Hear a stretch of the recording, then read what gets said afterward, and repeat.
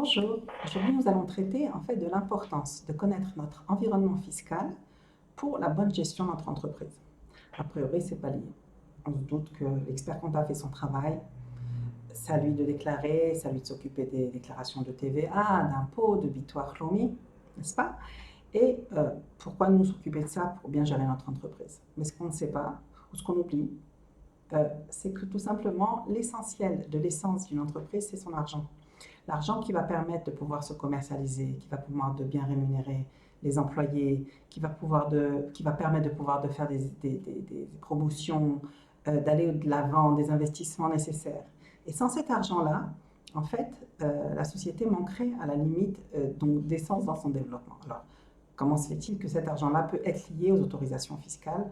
Alors, c'est très simple. En fait, en Israël, puisque l'impôt est à la source et le bitoire lomi aussi, donc en fait les deux cotisations fiscales, on va dire, qui sont essentielles pour la marche d'une entreprise, il faut savoir les gérer. Comment les gère-t-on? Il faut déjà être sûr qu'on ne surpaye pas. Donc, quelle est l'importance de ne pas surpayer? Je vais vous donner un exemple. Si vous surpayez des impôts et qu'en fin d'année, vous allez avoir un retour d'argent, d'une part, l'argent n'est pas dans la société, et donc, au lieu de l'avoir proche, près de vous, utilisable, et donc, on va dire, zmina en hébreu, c'est-à-dire, en fait, pouvoir étant débloqué pour réaliser les projets, pour réaliser les promotions, et ainsi de suite, il est bloqué aux impôts. C'est vrai qu'on reçoit un intérêt, mais le problème, c'est que, à part le fait qu'il n'est pas du tout utilisable de façon courante, le problème aussi, c'est qu'avoir des retours d'impôts qui dépassent les 15 000 shekels, surtout actuellement peut-être même 10 000 shekels, ça entraîne des contrôles. Donc déjà, ce n'est pas une bonne chose, c'est une perte de temps, c'est une perte d'argent, et ainsi de suite. Donc déjà, vous devez bien comprendre que vous payez les impôts comme il faut, de demander en fait des explications à votre représentant fiscal, votre expert comptable, au TUETSMAS, ok? Et pour être sûr que ce que vous payez correspond en fait à votre bénéfice. Ça, c'est une première chose, avec évidemment une projection sur l'année. Maintenant, qu'en est-il du bitoire Lomi? Le bitoire Lomi, c'est un petit peu différent. C'est vrai qu'on paye à la source aussi et en acompte.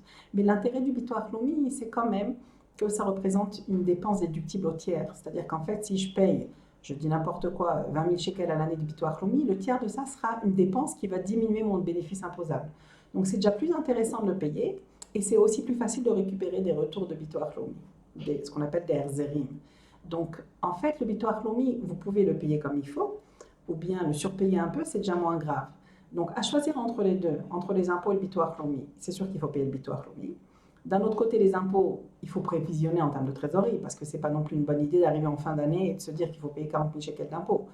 Maintenant, on peut payer en acompte, donc faire une sorte de pchara, de compromis entre les deux, donc payer en apport, mais d'un autre côté de laisser une dette qu'on provisionne en trésorerie sur notre compte banque, et ça nous permettra d'abord d'affiner les résultats en fin d'année, d'avoir une dépense déductible suite en fait au bitoire Lomi qu'on aurait payé, et de pouvoir compléter en temps et en heure, même si ça occasionne un petit intérêt que les impôts exigent sur la dette non payée, sur le solde dû si vous voulez, mais c'est beaucoup plus intelligent à tous les niveaux et en termes de fiscalité, c'est-à-dire de ne pas entraîner des contrôles, et en termes de gestion d'entreprise, d'avoir votre argent que vous pouvez faire travailler pour le bien de votre développement, et donc de ne pas, si vous voulez, laisser l'argent tout à fait mort, on va dire, et inutilisable dans les impôts et le bitoire Lomi pendant toute l'année. Voilà l'intérêt de comprendre, en fait, les autorités fiscales dans la gestion d'entreprise. C'est bien l'utilisation une bonne utilisation de l'argent, de votre essence essentielle.